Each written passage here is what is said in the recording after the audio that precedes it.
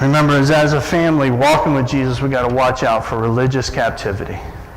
The outcome of being knit together, understanding the mystery of Jesus, and having that firm stance is, by the way, you love one another in community, in good order, and firm in the faith. Thanksgiving, thankfulness. So you're more mature in Jesus, the more thankful you are. Because you're firmly settled, you're firmly rooted, you've grown in Jesus, and now you're unconditionally settled what's going on in your world. You're not being blown around. So after that, you can have a crop of thankfulness. Watch out this morning that you are not taken captive by philosophy. So what's he talking about here? Any system of belief that counters what the Word teaches and what Jesus taught, it's a battle of the mind. Now let's talk about traditions. No one takes you captive by philosophy and empty deceit according to human tradition. This is where we make the how we do it more important than the why we do it. People will get so entrenched in their tradition, this is how we do it, this is how we've always done it, they will not ask the why. And when somebody asks them, why do you do it that way, they're like, how dare you? This is where human tradition trumps the truth, the premier work of Jesus, the elemental spirits of the world. This is spirituality based on the world and not on Christ. Watching out with our Jesus glasses.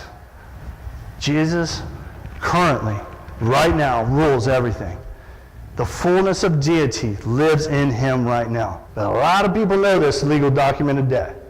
You don't pay your house payment, somebody's calling you. So, there's legal documents. So what kind of sins we got? Give me a sin. Stealing. I'm not going to be able to spell very well, even though I was an English major. Huh?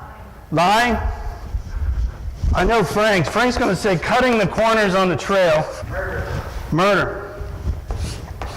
Okay, so this is a legal document.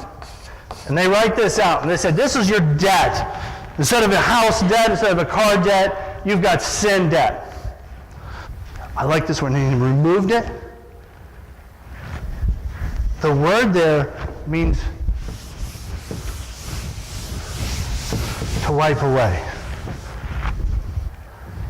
So the cross was the payment. How do we know the payment was received in full? The receipt for Jesus' death was the resurrection.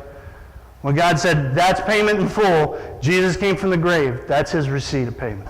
Do not let anyone pass judgment on you by what you eat or drink.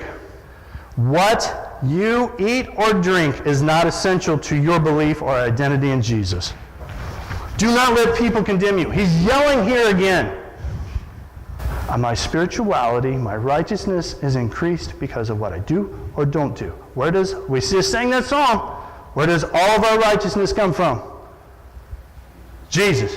Does that give us the ability to do whatever we want whenever we want? Absolutely not. But when you start working around people who are taken captive by the idea, if you do this, do this, do this, don't do this, don't do this, don't do this, and you're more righteous. And we go around looking at people like, check, check, check.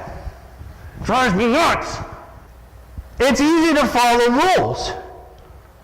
But when I say, hey, follow Jesus to the best of your ability, make him primary in all things, and I'm going to cheerlead you on regardless of what you choose to eat or drink. So you're standing firm, you're growing in Jesus, and you do it with the family. You do it with the local church. You don't do it alone. And we got to watch out, because there's people that want to take you captive. And what is the most important thing to remember about what Paul's talking about clear through the book of Colossians? Jesus is premier.